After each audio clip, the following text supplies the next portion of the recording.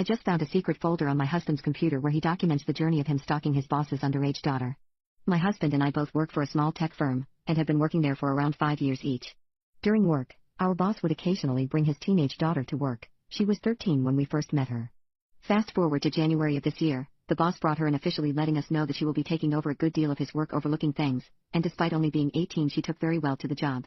However, the issue began a few months after she started. She would occasionally hold office events just to lighten the mood, and this earned her a lot of praise from all of us, since it's not something the old boss would have time to look into. We were all talking about her, so it didn't feel too weird at first when my husband joined in on the praising. How impressive it is she's so young but so mature. How she's been a breath of fresh air in the office. Everyone's so motivated to work because of her. She's so confident and it's so attractive how a young woman carries herself so well. Every now and then, he'd start singing her praises when we're at home, a huge talking point always being how she's so mature for her age. I didn't take it much to heart, until one time I joked that it was fine if he was immature at times, and that I would love him regardless, and his response was, "Well, you were immature too, unlike her." I think that was the first time he was comparing me to her. But I tried not to think too much about it. This slowly spiraled too, going from talking about her maturity to looks, how she can still look so good while being so busy with studies and work, how she, and I quote, was definitely more gifted compared to other girls. And once, out of insecurity, I asked if he thought she was prettier than me. He gave me a "Of course you're attractive to me, but objectively, if I was not considering my attraction to you, from an objective standpoint and conventional beauty standards, she is prettier." This messed with me for a while, and we ended up having a fight where I essentially banned him from bringing her up with me if it's not work-related.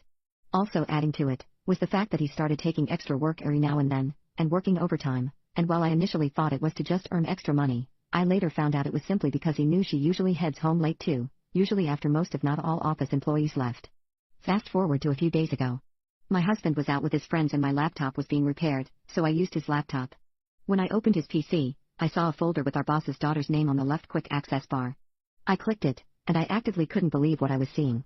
A folder of over 1,000 pictures of her, screenshots from Instagram and other apps, any and every pic he could find of her, and an insane number of pictures, just taken without her permission, with either a hidden camera or his phone at the office, ranging from her just sitting or working, to some from a high enough angle to get her honkers in frame, or down blouse, and even a few under the table shots.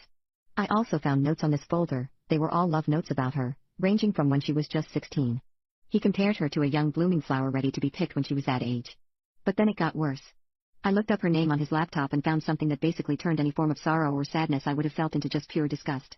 He basically had a folder poorly hidden deep in a number of folders, just full of Photoshop pictures of her and scenes on the hub, some solo, some with him, some with other members of the office. I deleted all traces of me having seen or searched for those, took a pic of some of the stuff I found and left the laptop. I was furious, but I also didn't want him to know yet. So I acted normal that night, and then the next day I called up my cousin and asked if she needed help with her pregnancy, and used that as an excuse to move in and help her for a bit. I have talked to my husband, mostly through text and occasionally at work, but for the last 4 days I have been living with my cousin,